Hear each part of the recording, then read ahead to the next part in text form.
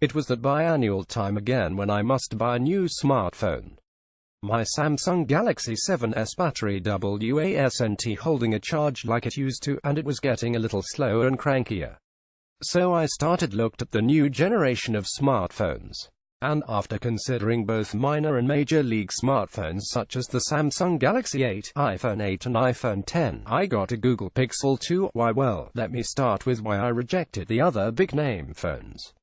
First, the iPhone's software is trash. iOS 11 has had one bug after the other. Then there's the fact that Apple deliberately and secretly slows down iPhones as the batteries age.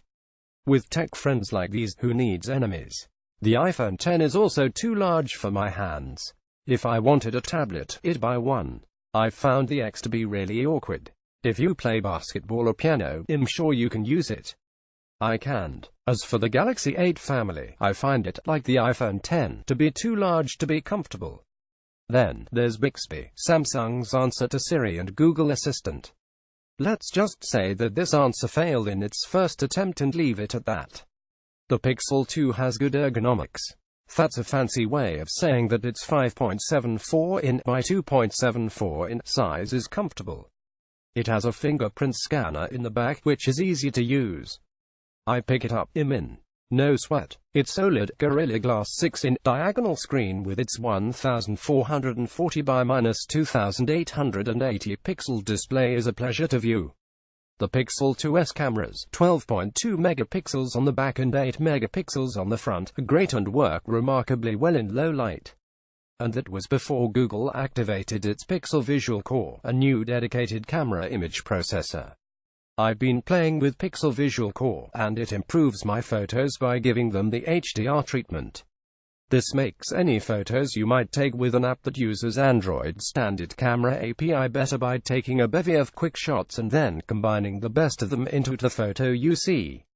It sounds quirky, but the results are great photos with vibrant colors. I am a lousy photographer, but even my shots turn out looking great. To activate the Pixel Visual Core, you need to be running the latest version of Android 8.1 Oreo. Oh, and did I mention that as a Google flagship phone, my Pixel 2 came with Android 8 and it automatically updated to 8.1. This, to me, is one of the Pixel 2's killer features. While other Android smartphones take forever and a day to get upgraded, the Pixel 2 gets the latest big updates and security fixes as soon as they're ready for prime time. This is especially important for business phones. It's bad enough when a security bug mucks up your phone. It's an entirely different level of mess when your corporate mobile security is fouled up. I can't recommend highly enough that when you upgrade your business phone, you should get a model that provides timely updates. You wouldn't let your servers or PCs run without security updates. Why would you do any less with your smartphones? With endless Android security problems. What is this Windows? I want the newest, most secure operating system on my phone. And that's what I get with the Pixel 2. Its other killer feature is the eSIM.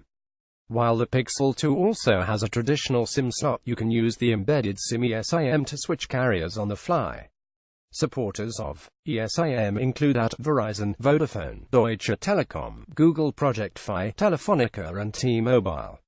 If you do a lot of business travel, especially international business travel, as I do, eSIM's remote provisioning lets you switch networks, which can save you a lot of money. By the time I was finished looking at phones, I knew I had an easy call to make. The Pixel 2 is simply the best smartphone out there. At a list price starting at $599 and special deals for hundreds less from Verizon, I think you'll agree.